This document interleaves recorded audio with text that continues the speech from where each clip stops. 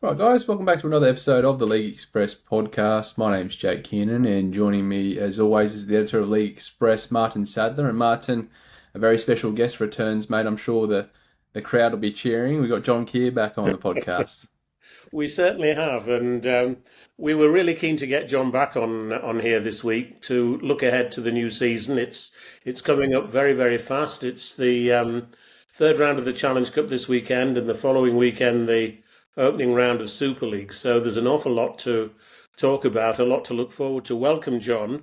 Thank And you. I hope we're going to have a really interesting discussion, and you're gonna really give us some interesting insights into how you think the season is going to unfold. Well, it's going to be a great season, isn't it? We talked about extending to 14 teams. Were there enough quality players within this country? I think the relaxation on the overseas quotas certainly helped. And I think actually there's 15 Super League teams at the minute, because I think Yes. London Broncos, if you look at them, they're a Super League quality team. So I just think it's a very, very exciting 2026 to come up. There's no doubt about it, is there? And this weekend, it's an interesting. I mean, the Challenge Cup has sort of changed its nature, hasn't it? With this sort of fixed draw of making every Super League club travel away to a non-Super League club in this third round. The trouble with that is it's led to a lot of ties that don't look as though they might be that close. But the one that does is the team that you've just mentioned, London Broncos versus Bradford Bulls. And maybe that's the first match to focus on. It's quite a booby trap for Bradford, isn't it, that one, John? Well, Bradford booby trapped Castleford last year, didn't they? Where a championship team bet the Super League side, and they're certainly going there, and it's definitely, I think it's a couple of banana skins, not just one, because I've watched two of London's games prior to this, and in both of them, both Widnes challenged them, and then after sort of half time, their sort of full time know-how and fitness came through, and that's what happened in the second game as well. So, it's full time v full time, it's quality against quality. And if you are looking for a shock, I think that's a great place to look for a shock. And I think Jason Demetrio and the boys down in London will really fancy themselves. Yeah, do you see any shocks anywhere else, John, apart from that game? I think the Barra game's an interesting one. Anybody going up to Cumbria will know you're not going to get it easy up there. They're going to be very, very focused, very aggressive, very physical.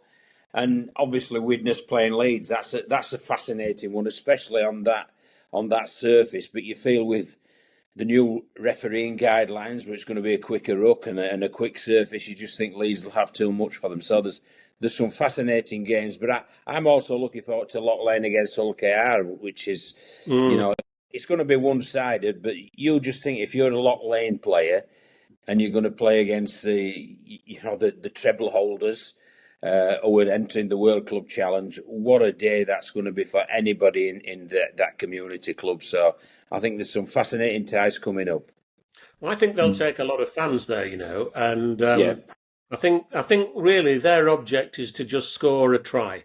If they can score a try against Hull KR, that will be a triumph for them, really. I don't think they can go with obviously with a realistic chance of winning.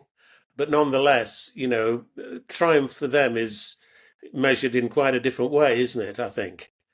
I think triumph for them is experience. And the other thing as well is the fact they're not only going to experience a fantastic atmosphere at Hull KR, because I've no doubt it won't be far off sold out, because it's absolutely buzzing on that side of Hull at the minute. But as a community club, the finances of that club will be looked after for the next couple of 3 years, simply because of this one tie. So it's well worth it, I believe. Absolutely. We had a readers poll up on totalrl.com this week, Martin. It was just asking that question to the readers, which championship club has the best chance of a shock victory. There'll be no surprises that London versus Bradford, when I checked this afternoon, I think that had 76% of the vote. Yeah. But just, echoing what John was saying, Barrow versus York was second with 12% of the vote. Doncaster versus Castleford, that was 4.1. And yeah, the Witness Leeds game, 4.8. So it seems like the readers are agreeing with you both.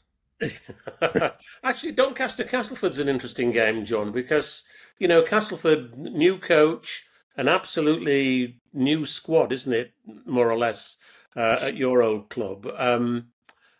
Hard to know how they're going to go this year. I find Castleford the hardest team to predict, really. Yeah. I rate Ryan Carr very highly, but does he have the ammunition that, he can work with to get some good results this year, do you think? Well, I think the big one there, I think you've got to rely on Chris Chester, and you've got to look back at the Lee Leopards, the job he did there. And he did a tremendous job at Lee Leopards, and obviously he's brought many overseas players in. They've had a real clear out at Castleford, and they've had a massive number of newcomers. And I think there's two questions about Castleford. One is the quality of the signing. Will they be good enough for week in, week out Super League? And the second one is, Ryan Carr it's the what sort of weapons he's has at his disposal in order to compete week in, week out in Super League. So there are still questions there, but I'm quietly confident that Castleford will do well. They need to start well, so that first game they've got against Wigan is vital. But if they start well and get the fans bouncing behind them, going to Castleford is going to be very, very difficult. Now, Castleford going away from home is a different kettle of fish. But then anybody going to Castleford, if they're bouncing, if they're confident, will really be stretched, and their credentials will be asked questions of. Yeah, absolutely. And if they finished 11th last year, didn't they? So if they're going to rise, just Salford, weren't they, below them? Salford were the only team behind them. Yeah. If Castleford are going to rise up the table, it means that somebody else is going to have to fall down the table a bit. And it's actually quite difficult to see who that's going to be. If which clubs? Let's just sort of look at the Super League and decide which clubs are going to do better than last year, and which clubs are perhaps going to struggle a bit compared to last year. Do you see any big improvers, John? I think every club will be looking to do better, obviously, because nobody's lost a game yet. So every team apart from Hull KR, Hull KR can have it. Yes. Although I suppose they can do better by winning the World Club Challenge. Yes, they can, but that's a heck of a challenge, isn't it, in itself? So, but we've got Huddersfield will be looking to improve, Castleford will be looking to improve, Hull, Warrington, and Catalan all missed out on the playoffs, and we've got 3 new teams entering as well. So, yeah, everybody will be saying we're going to do better, but if somebody's going to do better, conversely, that means somebody ain't going to do quite as well. So. It's a very, very difficult one indeed, because you look at Leeds and Saints, who finish obviously in the playoffs, 4th and 5th respectively, and you just sense that they'll be even better. So it just makes it absolutely intriguing as to what's going to unfold in the next 12 months or so. Absolutely. The team that's bought a lot of players and looks to me as though they've bought them in the right positions is Hull FC. Yeah. And they finished 7th last year. They only need to improve by 1 place to get into the playoffs. Do you think they will? I mean, I said in my column recently that the bookmakers are quoting 16-1 against an all-Hull Grand Final this year. If you risk a quid, you can win 16 by backing up the 2 Hull clubs to get to Old Trafford. Obviously, that means that people don't necessarily expect it, but there's enough of a chance to make it maybe a good bet for some Hull and Hull KR fans, do you think? Very much so, and I think the big question mark against Hull FC, obviously all the players like the coach, John Kear, they've really bought into what he's doing. And I think Jake Arthur, we spoke a lot last year about Brad Arthur, I think Jake Arthur is one of the key conundrums on the east side of the country, because if he fits in well with Hull FC, you put him alongside Adam Caesar, you get Will Price, who's injury free, and you really have got a threat there. So Yeah, Hull FC, you've got to look at them and fancy them to get in the top six. But if they get in the top six, who's going to come out? Well, yes. I mean, Wakefield are strengthening as well, aren't they? They Yep. finished sixth. Lee, do you think Lee might be the team that drop out? I don't know, Matt. I've looked at this, in prep for this little podcast. I've looked at them all, and I can get about 9 or 10 teams in the top six. Well, unfortunately, we can't get 9 or 10 teams in the top six. There's only 6 going there. Yeah. But that's what makes it such a great competition. Mm. Another interesting team for me this year is Catalan Dragons, because they've got an interesting spine this year, haven't they, with Toby Sexton, who I thought was a bit unfortunate to be edged out at Canterbury in the NRL, and he's partnering Lewis Dodd, who I also thought was unfortunate with his experience at South Sydney last year. And I think those two guys, two young halfbacks with a lot to prove, of course. Toby Sexton is going to Perth next year. But Lewis Dodd has signed an initial 1-year deal that's now been extended. I think they're going to be a really interesting side this year, don't you? I do, and I think you can add Cruz Leam into that as well. I always felt that was one of their weaknesses last year, was the hooking role. They've got De Costa there, but it seemed as if, poor old Garcia, he was just put there, and he didn't really look comfortable there. No. Whereas now you've got Cruz Leam, who'll get more minutes, and then De Costa will come off the bench. You've got the two halfbacks there, so yeah, you just sense that Catalan will be better. And I think they've had a change in philosophy, Martyn and Jake, as well, in the recruitment, in that they've gone away from the pension fund recruiters, shall we say, the older type of players coming over here for a year or two in the south of France, and they've gone for some young, hungry players, such as Sexton, who are returning to the NRL after a year. So they'll obviously want to be absolutely flying this year. So I think it's been an interesting change of philosophy in the recruitment, and I think it will pay off for them. They're one of the teams I'm really looking forward to see play this year. Absolutely. Where do you think Wigan will finish this year, John? Obviously, they'll be hungry to bounce back after the GF loss last season, but do you think the dynasty's coming to an end, or do you think that they'll be right up there in the mix again this year? Wigan's Wigan. We always pose some questions against them at some stage. Then they always answer the questions and answer them in full, don't they? We'll no doubt have the famous Wigan blip at some stage if French or Field are missing, and they'll have a few games where they're not quite on top form. But I've no doubt they'll start the season well. I've no doubt they'll end the season well, which is more important. And I've no doubt they'll be in amongst the mix. But as I say, it is intriguing. It's absolutely intriguing. I think it's the most even and exciting Super League we've had in many, many, many years. Yeah, and of course the problem for Wigan is that, probably they're the one club in the game for whom coming second is absolute failure, isn't it? Wigan, with Wigan, it's either winning, coming first, or failing, it seems to me. And, coming second, being beaten in the Grand Final last year, will have stung them pretty hard, I think. And, you can't bet against Wigan bouncing back, can you? Never bet against Wigan, as they say. And never write off the Saints, because No. you've just spoken about Wigan expectation for silverware. I think there's a similar expectation at St Helens, and I think that's ultimately what's cost Paul Wellens his job.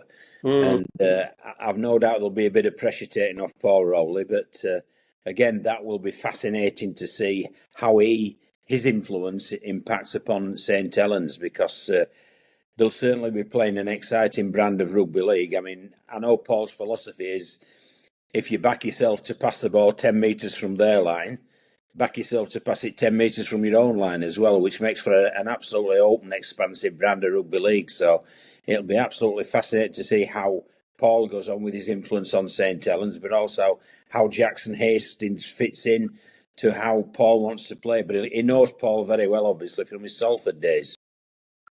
Yeah, I think Jackson Hastings is one of the most interesting signings of the whole year by any club, actually, this year. And he's had a strange time, hasn't he? He was at Newcastle Knights and seems to have not hit it off with the coach there, um, and in the second half of last season was dropped to reserve grade. And it's funny with Jackson, he sometimes does seem to fall out with people, doesn't he? As far as you can tell. But I think, as you say, with Paul Rowley, I mean, who can forget that march to the Grand Final back in 2019 when he was at Salford? And I think if anybody's going to make him, give him the right environment to shine in, I think it will be Rowley at St Helens. And I'm really looking forward to seeing how they go. But one of the strengths of Jackson Hastings is his kicking game. Mm. And that's been one of the blatant weaknesses of St Helens in the past years. Mm. And I think what Paul's got to do is he's got to settle down who's going to play 1-6-7-9, and he's got to basically stick with it, because if you get that right, you tend to have a good season. If you're experimenting throughout the season, it becomes really difficult. And we can look at Leeds with regard to that. They went into last year, Jake Connor didn't know where he was going to play. Lockie Miller didn't have a pre-season because he was injured. So the pivots who ended up there, Croft, Connor and Miller, didn't really practice together in the off-season. And I would suggest it took them till halfway, 2/3 of the way through the season before they started looking like a smooth unit with ball in hand. So it'll be interesting to see how they get on. But I think Paul Rowley needs to just settle on his 1-6-7 and tell them you're going to be 1-6-7 for the first half of the season, and let's get out there and see how you blend together. Yes, I think absolutely. Who would you have, John, in your 1-6-7 if you're Saints coach? Again, that's Wellesby's got to play. I think if you play Wellesby in the halfback, you weaken the halfback and you weaken the fullback. So you've got to play him at fullback. Mm. I think obviously Jackson Hastings is going to be a 7, and I think the practice field will tell you who's going to be the other halfback, because obviously Johnny Longmax, his best days are behind him, but he's still a ferocious competitor, and he's been round the block and he's got the T-shirt. So it will be interesting to see what Paul goes with to start with, and whether Johnny Lomax will be used off the bench. So it'd be I'd have 2 of my 3 put in there, but I'd have to see the training sessions and be in and amongst the players to see who my third one would be. I suspect that he might go with Tristan Saylor, because I just get the feeling Tristan Saylor's a really smart attacking player. He's got 1 or 2 defensive positional weaknesses, I think, but I think he might be Paul Rowley's style of player. I'm only guessing that, of course. So I think he might go with him as his standoff. It certainly wouldn't surprise me, because Hastings is very organisational and Tristan Saylor's more of a runner, so it might well blend in really well. But I think the important one for that, 1 is Hastings, and 2 is to make sure that Jack Wellesby plays in his best position, because Jack didn't have the best of seasons last year, so he'll have something to prove. Paul Rowley's been mentioned as a potential England coach, John. Do you think he'd have too much on his plate this year? First year at Saints, some people are saying, he's got to give all his attention to his club this year, and England might be a step too far. What do you think about that? I think Paul has got a lot on his plate. It is a massive club, and it's a massive step up, and I haven't been disrespectful to the other clubs that Paul's been involved with. But yeah, I think it is, and I just can't understand the reasoning why Sean Wayne was axed, to tell you the truth. He's done all this work. There's very little preparation that can be done during the season, because the season's so busy. So you're going to bring a coach in who's going to probably have a week with them before they go to the World Cup. So if anybody's behind the black ball, the bloke who's coaching England for this World Cup is in a snooker position straight away. Yeah, Jake, the guy who looks to be the favourite now to take on the England coaching job looks to be Willie Peters to me, an Australian, of course, and he was the assistant coach to Kevin Walters for the Ashes series. How would you feel about an Australian coaching England against Australia? Would you like it? Oh, mate, I think anything that will help England compete better at the next World Cup, I'm all for, mate. And I think if you would bring in someone like Willie, who's been in amongst that Australian setup, and I guess knows what sort of players they're going to be picking, what sort of system they'll be running, can only be an advantage. But I think preparing for a World Cup, as John said, when they're going to have very little time to prepare together as a unit, it's a tough ask. And I think they need to pick someone who's in England at the moment watching that competition, rather than someone who's based in Australia and is potentially coaching here in Australia. But yeah, I'm not sure That what would your rule out opinion is on Prime that, John. McDermott. Yeah, I think so. I think Willie's a smart pick, or yeah, Paul Rowley. But I'm I'm just hoping they show up and they are competitive, and it's not a walkover when they come up against an Australia or any other team. What do you think of the prospect of Willie Peters, John, as an ex-England coach yourself? Would you be happy to see an Aussie? I mean, we've had it before, haven't we, with Wayne Bennett? So, what would you think? Well, Tony Smith as well. He made a pretty good fist of it, Although he didn't became a naturalised Englishman, didn't he? But he? He did, yeah. Yes. He saw the light, didn't he? Yeah. yes, So, yeah, but we just got to. I think Willie Peters will be really good. It'd be a really good fit at this point in time. His reputation's obviously through the roof. He's just had great success. He's renowned for improving individuals and teams, and he'd certainly get the best out of probably Jez Litton and Mikey Lewis, who are absolutely vital if we're going to go well. So I think he's probably the best fit in the current circumstances, and I'd be more than happy. And I'm not bothered whether they're Australian or they're from Mars, so long as we get a bit of success for England, I'm happy for it. I'll also say I think if you did go with Willie Peters, there would be no favouritism. I mean, I'm speaking from the outside looking in here, but I know there was a few questionable selections with Sean Wayne's side. A lot of people were getting in, with a bit of credit in the bank was the quote that was always used. But if you get a fresh coach in like Willie, who's only been over there for a few years now, I think he would genuinely be picking on form, as well as fit, but mainly on form, I would imagine. I would agree, Jake, but there's bound to be as well. I mean, I think Jez Litton and Mikey Lewis should have a bit of credit in the bank for him as well. So I think what you would see if Willie was coaching England, you'd see number 6 Mikey Lewis and number 9 Jez Litton, and it'd be number 7 and number 1 that they'd all be arguing about. Well, it was interesting in the Ashes, wasn't it, John, that quite a few people were critical of George Williams, who was the captain of England, and Sean switched around his spine around George, but always stuck with George. And as you say, I suspect that with Willie, the starting number 6 would be Mikey probably. And I go back to when we spoke before on this, Martyn, that if you do what you've always done, you'll get what you've always got, and that's what we got in the last Ashes series. So you've got to look outside of that, and obviously 2 of them would be, because Jez Litton was one of the breakout stars, wasn't he, of the series? And I think Mikey Lewis would obviously feel very at ease with Willie Peters, and the 7 and the 1 they would be picked on form, and there'd be plenty putting their hands up for that, including obviously Jake Connor over at Leeds. Absolutely. Well, I had a heap of questions prepared for you both, just some bold prediction questions. Who was going to be the England coach was one of those bold predictions. But before we get into any of the other big news, we might rattle off some of these questions if you are both ready. We've kind of touched on it a little bit, but which team do you think will exceed expectations this year, John? Catalan. I think Catalan will exceed expectations because of their change in philosophy.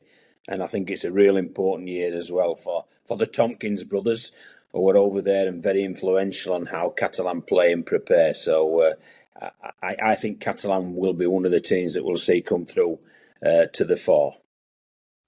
And for you, Martyn? I'm almost tempted to agree with John, actually, because, as I say, I think John's already referred to the fact that they've had a change in philosophy, recruitment philosophy. And I think these 2 young halfbacks Sexton, I think they'll feel they've got something to prove because Sexton, as we say, if I were him, I'd feel a bit, my nose would be a bit out of joint from being pushed out at Canterbury when they recruited Lachlan Galvin. He was the man who had to make way, and they'd been doing extremely well with him in the side. So I think he's a very good player. And I also think, as I say, Lewis Dodd will feel as though he's got a lot to prove. I still think there is Lewis Dodd has the potential to play well enough to be picked for England at the end of the season. I've got great faith in his ability. So I think those two guys could steer the Catalans around the pitch really well this year. So I think they'll be the improvers. I also think if I were to pick a team out as the team that might make the Grand Final that's not been there for 2 or 3 years, I think St Helens could be the big improver as well. And with Jackson Hastings, I think they've potentially got a team that could go all the way this year. But then again, who's to say? Another team that's had quite a good pre-season, John, is it might seem odd to say it, but Huddersfield Giants have they have bit of improvement. If they can, they seem to have permanent nightmares with injuries, but if they can keep their strongest squad out on the pitch, they might do quite a bit better this year than they've done in recent years. Yeah, I think you bang on there. We've already spoken about Hull, and there's lots of good noises coming out from Warrington, aren't there, as well? Where again, I think they've had a change in recruitment philosophy, and I think it's the Mikel Arteta philosophy, isn't it? That you've got to be a good bloke to join this team. Yes, and I think that's a very, very important philosophy that Arteta's used with great success at Arsenal. And obviously, anybody coaching Rugby League would use to great success there because you want people who buy in and who accept that the whole is greater than the sum of the parts, and you're just one of the sum of the parts when you're part of a team. Absolutely, yeah. Well, next question, fellas, is the opposite. Which team's going to disappoint?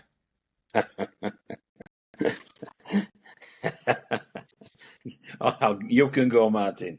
Well, I think if you're going to look at which teams that are going to disappoint, you've probably got to look at the 3 teams that are coming into Super League, haven't you? And you've got to say, which of those 3 teams might struggle a bit, really.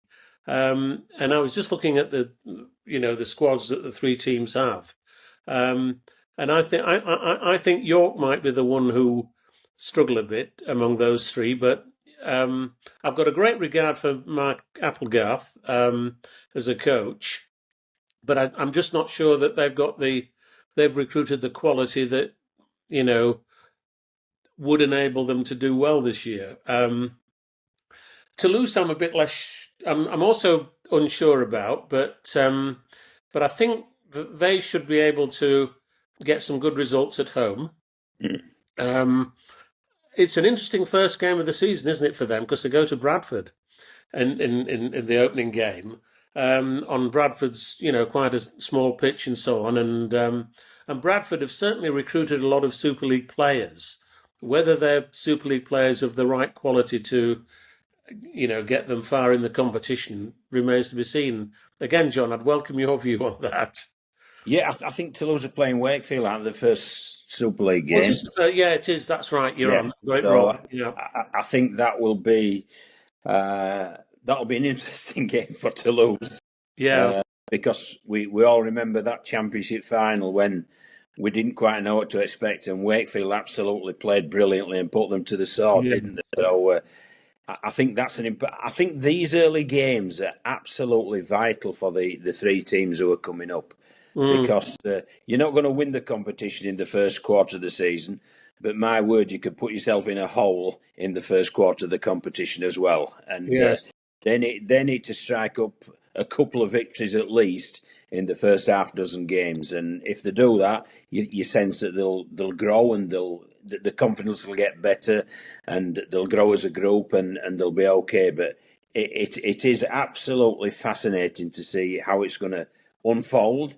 And, there's question marks throughout the league. And all these good questions Jake's putting towards us. I mean, they take some answering because we don't know at this moment in time. I mean, last year I'm going to claim one, Martyn, because I said about Salford. So I got that one right. But and I also got Wakefield going in the playoffs. But I don't think I'll dare be as bold this year because it's so wide. No, which of the three do you think will do best, John? Toulouse, Bradford or York? I think Bradford will. I really do. I think because it's a difficult pitch to play on, is that one at Bradford, and I think if they do get 8,000 to 10,000 folk there at Odsel, it's a great atmosphere and it can lift the players. And again, a lot depends on their start because they have got some experienced players, and if you start well, all of a sudden your body feels well for the rest of the season. If you get a whacking or two in the early results, you'll start with aches and pains and I've had this injury from last year and so on and so forth. So it's absolutely important how each and every of the 14 teams start this first 6 games this season. Absolutely. It's the hardest thing about making these predictions is we don't know what the squads are going to look like come the end of the year. There could be some horrific injuries for squads, so we'll have to wait and see. But I remember last year we did this, John, you had a bit of a crystal ball, mate. We were saying even towards the end of the year you had a few crystal ball predictions, mate, so we're relying heavily on you with these. Next question, though, fellas, is which player do you expect will have a breakout year? Obviously, we saw Jake Kearnan last year have a good one. Are there any players you think might be due for a breakout year? I'll let John go first with this one. Well, that's a great one, that. And I'm going to look lower down the league at this because Huddersfield have got Niall Evans, who has got the number 1 shirt. But I don't think at the end of the season he'll be playing regularly at fullback. I think that'll be George Flanagan Jr. who'll have cemented himself this year. He was nominated last year for the young player of Super League, and I thought he was unlucky not to get it because his season was much more difficult because 1, he's a pivotal player playing fullback, and 2, he was playing in a team that weren't in that great form and were weakened through injuries.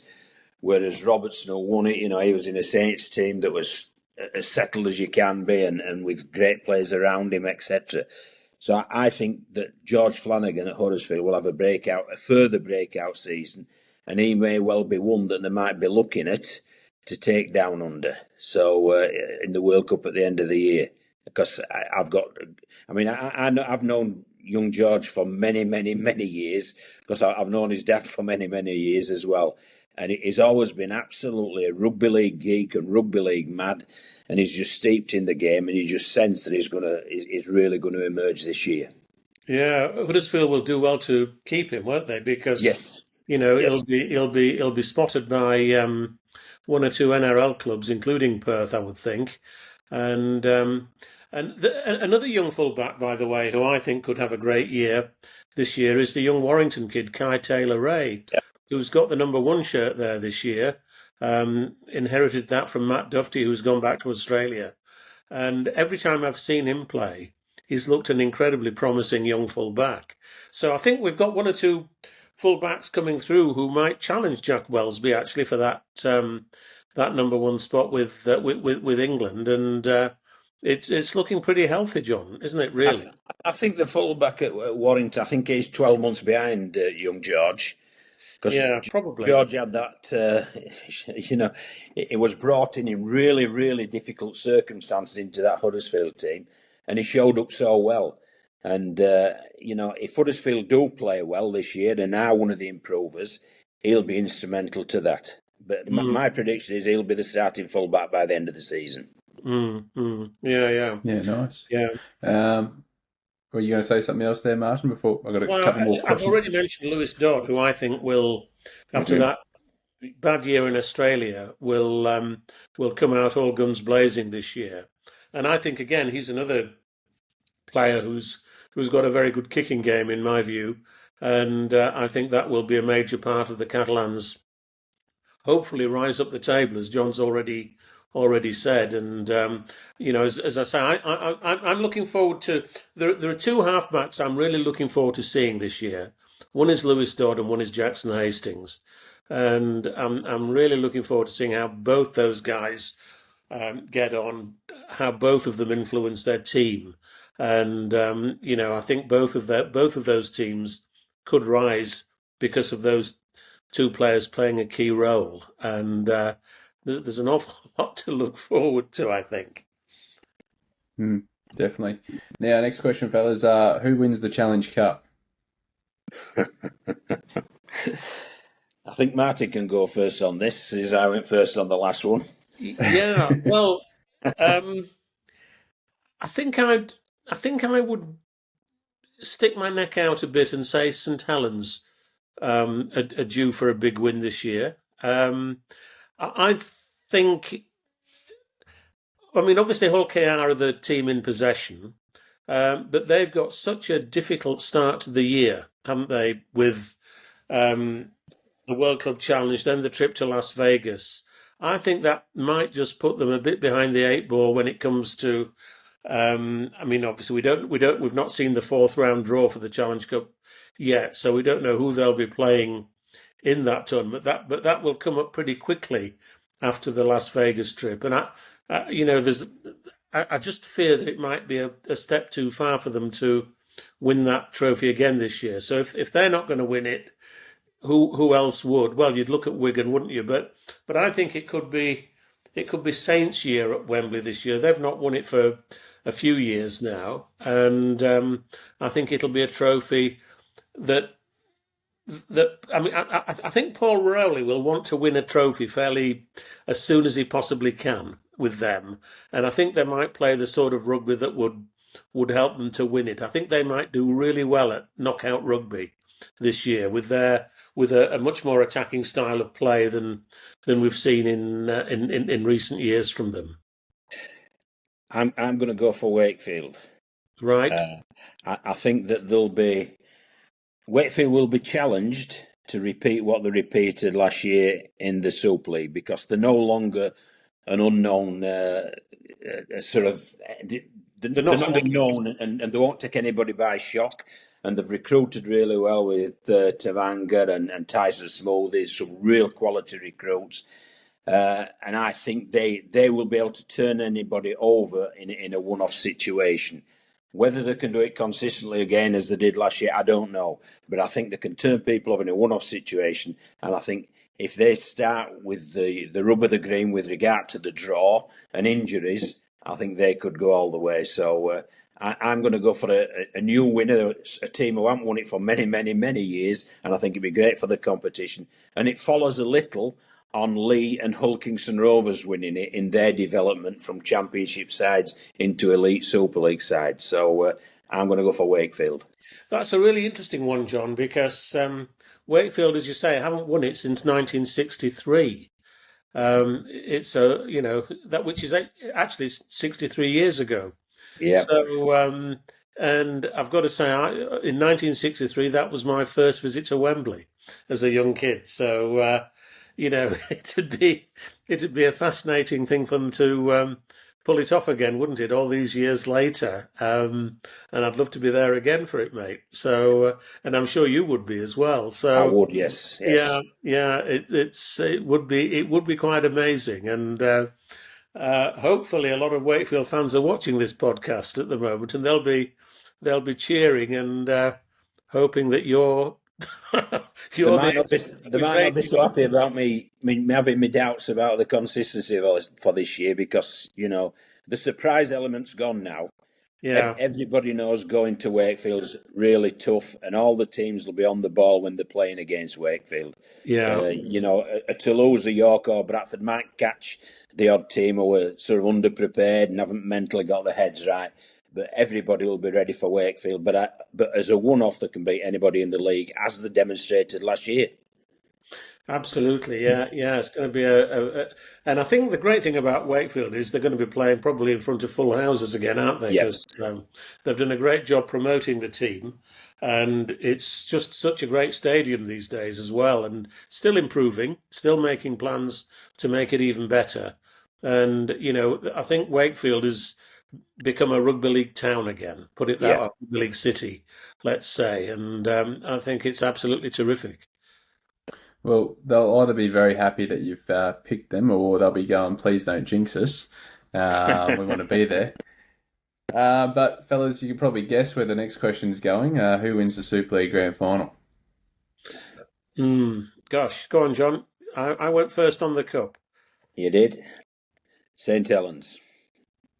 And Right. I think that as they develop over the year, I think they'll become very comfortable with Paul Rowley's philosophy. I think Paul Rowley's a top coach, and I think him and St. Helens are a marriage made in heaven.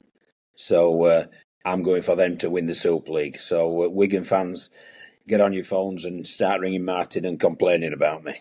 Well, actually, I think Wigan will bounce back, actually, John. So, because I think Wigan, Wigan will feel as though they got, kicked where it hurts last year by losing the grand final. And as I say, Wigan have got this reputation for bouncing back. They're down, but they're never out. And I think they've got the capacity. They've still got French and Field. They've still got. They've signed Ollie Partington back at Wigan on a fairly lengthy contract from Catalans and so on. And I think although they've lost one or two players, Harvey Hill going to Hull and so on, a young player who I think they would have rather kept. And of course, Cruz Leeming, as you say, has gone to Catalans. Nonetheless, I think if they can keep Brad O'Neill on the field this year at hooker, because I think he's a very important player for them, and I think he's a potential England player at the end of the year. I think they'll be really hard to beat, particularly when it comes to the playoffs at the end of the year. And Hull aren't a bad team as well, Jake. So let's not write them off. Not at all. No. Absolutely. Yeah, the top four is going to be very interesting this year. Yeah. I think where teams finish come the end of the season will be crucial for the playoffs. I think there'll be teams trying their hardest to get into that top two. But yes, right, fellas, moving down to the Southern Hemisphere, who wins the NRL Grand Final? Oh gosh, right. I would go for Canterbury this year. I think Canterbury. Oh, mate, the Broncos. Sorry? What about the Broncos?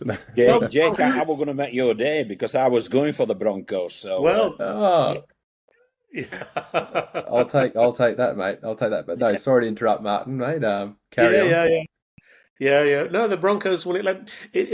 It's not that often, apart from in the Penrith era, that teams win the NRL Grand Final 2 years in a row. I mean, Penrith broke that mold, didn't they, and won it for 4 years in a row. But I think Canterbury, Cameron Ciraldo, I think has got a very high reputation as a coach, and I think they've got tremendous support. The Bulldogs. And I think they were third, were they, in the table this last year? I think they might just make that jump to finally win it and to really crown themselves as the Kings of Sydney Rugby League. So I'd go for them. But again, it's not an easy competition to predict, is it? No, and I'm going for the Broncos simply because I feel Michael Maguire's he's got such a sort of a drive for achievement. I think he will continue that this year. And I also think off the field, the recruitment of Cameron Smith as like a mentor to certain players at the Broncos will really add to that because he's just a quality. He was a quality player and he is a quality rugby league brain. So I'm going for that. And I'd like to throw in as well for the British side of it, Hull KR. How are Ian Watson going to go along? Now that they've had a little change with Sean Kenny-Dowell leaving and Danny Ward leaving, and Luke Gale obviously joining. So that will be an interesting dynamic this side of the hemisphere. But for the NRL, I'm going for the Broncos to repeat last year. Yeah, Ian Watson's a great analyst, isn't he? Ian Watson knows more about players probably than nearly almost anyone, and I think he'll be a great a great asset to Hull KR. There's no doubt about it. Just on one other thing, John. Interesting to see the Magic Weekend. More than half the tickets now have been sold for the 2 days of the Magic Weekend at Everton in July. That's an interesting one, isn't it? It'd be great to see, it's getting near a sellout on both days for that event. It is great. I agree, but I always feel that the Magic Weekend's taken away from the magic of the Challenge Cup final. So I'd have been happier to play everybody home and away and to put all the marketing expertise to selling Wembley out and making the Challenge Cup the occasion it used to be, where teams, you saw shirts from every team going down there, where that's become less and less, and it's more just the supporters of the two sides who go down now. And I think Magic's taken that place. So, I'm not the biggest fan of Magic. So I'd have put everything into the Challenge Cup final. But the fact that the tickets are selling so well just shows how well Everton did in staging that Ashes test. And if we can sell out, the Everton Stadium and Wembley as well, that would make me a very happy person indeed. It would, wouldn't it? Yeah, me too. Me too. And just to ask you one other question, going away from Super League, John, what's your view about the Featherstone situation? Because we've not had you on since the decision was made to exclude them from this year's competition, which is, as far as I'm concerned, it's tragic for Featherstone as a club and Featherstone supporters. And, do you think they'll be back next year? I hope so. I mean, Featherstone's a rugby league. Well, it's a rugby league village, isn't it? A rugby league town. 15,000 folk live there, and they're absolutely steeped in the butcher shirts, the blue and white shirts that they've got. And it is sad because it's been a club that's had great success as well for the size of the club and the size of the village stroke town. So it's sad, but I don't think that the RFL could have done anything else, because we could not have in whatever league a Salford, and I also still think Salford will struggle this year in this championship, because in how the fixtures have been evolved, Martyn, they're seeded 1, so they've got the toughest fixture list of the lot, with a team that's absolutely been cobbled together and won't have any continuity. So if they win 3 or 4 games this year, they'll have done well, believe you me. So it will be difficult for them, but it's very, very sad for Featherstone. And also, I think the news coming out of Oldham's sad as well, because it looked as if they were on the upward trajectory, and this is the first bump in the road, shall we say, for them. Well, let's hope that gets sorted out. But it's interesting what you say about the fixtures for Salford, because they should have gone in as the bottom team, shouldn't they? In the way the fixtures have been. And the team that did go in as the bottom team, which is Newcastle, they've got all these York players now, and they're playing anything other than the bottom team, aren't they? Yeah, they've got a chance of doing well. Yeah, it was great to see my mate Graham Stedman. He's there. I mean, we were there at the launch, and like a throwback to the '90s, wasn't it? Me and him having a chat. So it's good to see him doing so well. And Newcastle have the advantage of a very favourable fixture list, shall we say, with a very good squad as well. So they'll certainly make that top 10 of the championship that's required, and they'll be the big improvers in the championship. If you can have that one, Jake, as well, free of charge. Yeah. Well, it's quite interesting in the championship, John, isn't it? Because you've got 1 or 2 teams that are from non-traditional heartland areas. Obviously, London Broncos, likely to win it, everybody thinks. And then even, North Wales and the Midlands Hurricanes look as though they could be, could be putting in quite a good challenge this year as well. Well, I thought Midlands' result against Doncaster, I thought it was a great result, because Doncaster have got some really established players there, experienced players, who've got the Super League miles on the clock as well. And, Midlands went there and Doncaster went down to the Midlands and got turned over in what was a very good game of rugby league. So you can sense them doing well. And North Wales have progressed really well over the last couple of years. So it's great to see. That's good to see as well. But as I said before as well, they've got to start attracting crowds. Yeah. Whether it's Newcastle, whether it's Midlands, whether it's North Wales or whatever, they've got to start attracting crowds from the local people. And if you do that, that's when it's a true success. Absolutely, yeah. And the same goes for London, of course. Yes. Although London's is a great start, isn't it, when you've seen the people come through the turnstile there for their early games. And I think it'll be a very good crowd this weekend when they entertain Bradford, because the Bradford fans travel really well. And obviously there's a sense of expectancy at London as well. So that's going to be a great game to sort of cast your eyes over this weekend. Absolutely. It's good to see also all the Papua New Guinea players that have come over. They seem to be thriving for the Broncos at the moment. I guess the biggest challenge they'll have is trying to retain those boys in a couple of years' time when the new PNG team comes into the NRL. It could be, Jake, but we might ask the same at Lee, might we? Will Edwin Apapi remain there? Well, they've got him down to a long-term contract, but it's like anything else. If you get the lure of your own country, but virtually representing your own country week in, week out in an NRL competition, you don't know how it's going to go. But as a coach, Jason Amato will be looking at the here and now, and the here and now will be to play well and to nail results and to win the championship. And they'll worry about next year and the year after that. And obviously as well, Jay, they've got some top players lined up, to come over to London should they've got that Super League licence. So I'm sure that will be reopened as well should they manage promotion at the end of the year. Absolutely. I mean, and it's not just London Broncos who might be losing players. Of course, Leeds will be losing 2 players from their squad this season to Perth. And I noticed Perth are now being linked with Michael Oledzki. So that could be a third Leeds player. And there'll be other...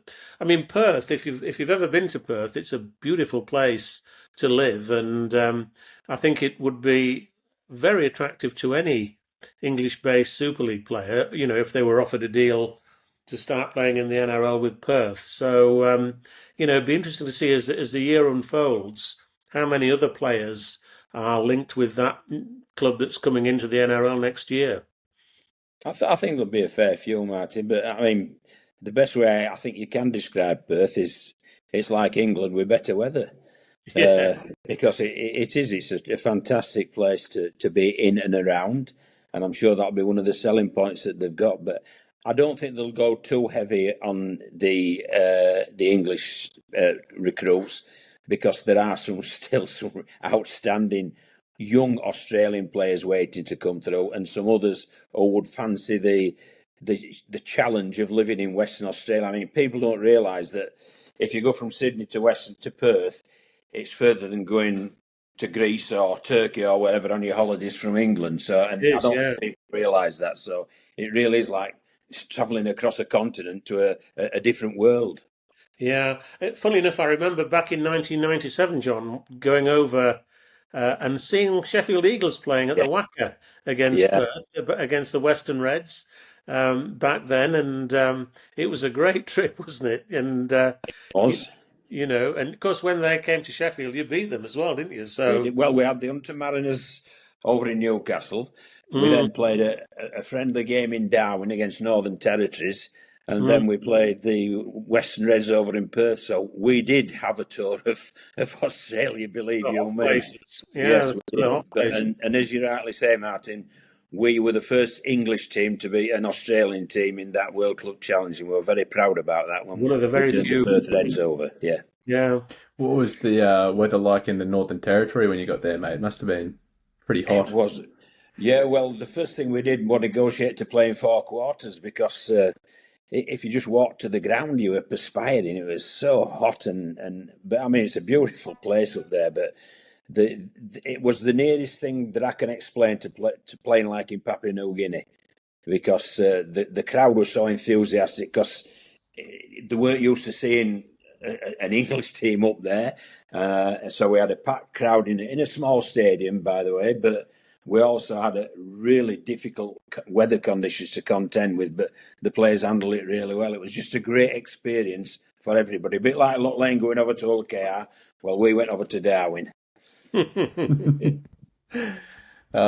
That's awesome, fellas. Well, Martin, we're nearly bang on an hour here talking, mate. Is there anything else you want to touch on before we get out of here today? Any other bold Oh, predictions we want to make? a few things, haven't we? And we've got the whole league sorted out now. So we I think we've all decided that it's too hard to predict anything, mate. So it's, we're not sticking our heads out too far. I mean, I've said Saints to win the cup. John said Saints to win Super League. You know it. What about the World Club Challenge then, Martin? Oh gosh. Well, you've mentioned Michael Maguire. I think Michael Maguire's coming across determined to win it, and I think he probably will. I just think that with the players he's got at his disposal, I just think they might pip Hull KR. But God, it's going to be an exciting night, isn't it, for Hull KR fans? There's Do you think two great factors. Two great facts into that. One, the fact they're playing at Hull FC Stadium, which will be interesting to see what's that like when the red and whites take it over. And two, if we keep on with the weather like this, there certainly won't be accommodation for the Brisbane Broncos. So there are some factors there that tip the way, perhaps to Hull KR should they cope with the changing stadium really well. So that's another fascinating one. I'm going to go with Rovers. So Broncos can have the NRL, but Rovers can have the World Club Challenge. Great. Nah, I'm looking forward to it, fellas. What time does that game kick off local time for you fellas? It'll kick off at 8 o'clock on the Thursday night. So, Right. what time is that in Australia? I think that's It'll 7 o'clock be, following morning in Australia. yeah, sometime in the morning. Yeah. But yes, You can tell all the mates in Brisbane it's about -8 at that point in time. So Yeah. with the current weather. oh mate, they'll be freezing. And at night time, even if it isn't raining, there'll still be plenty of dew on the field. So we always struggled coming over there and playing the World Club Challenge. I think the last time the Broncos played and won, we lost. Well, back in 2007 when we played St Helens after the 2006 Grand Final. So yeah, they've got a lot to prove, the Broncos. So I'm hoping they'll come over and have a win, but it'll be a tough contest. It'll be great to see young Reece playing at the MKM Stadium, won't it? Reece Walsh. It will. What a great prospect that will be. So, although I hope obviously he's on the losing side, but he's gone a full buzz cut at the moment. He's sort of shaved all his hair off, so crikey. the pretty boy look has seemed to have disappeared for the time being. So maybe that's a sign he's ready to go. Who knows? We'll see. We'll wait and see. Yeah. All right, fellas. Off as well, by the way, you can see. Yeah. What about the last 40 years? Yeah. You used to have great curly hair when you played, John, didn't you? Well, that was a long time ago, Martin. So yes, You're right. Yeah. Well, we've come to the end of the podcast and we're starting to talk about hair, fellas. So we might wrap it up here, eh? Yeah. Okay. Thanks a lot, Jake. Awesome. Yeah, and thanks for coming on again, John, mate. It's always great having you on, and we look forward to talking to you throughout the season. Cheers, awesome, mate. Thank you. Pleasure. Cheers, Thank fellas. you. Bye. Thank you.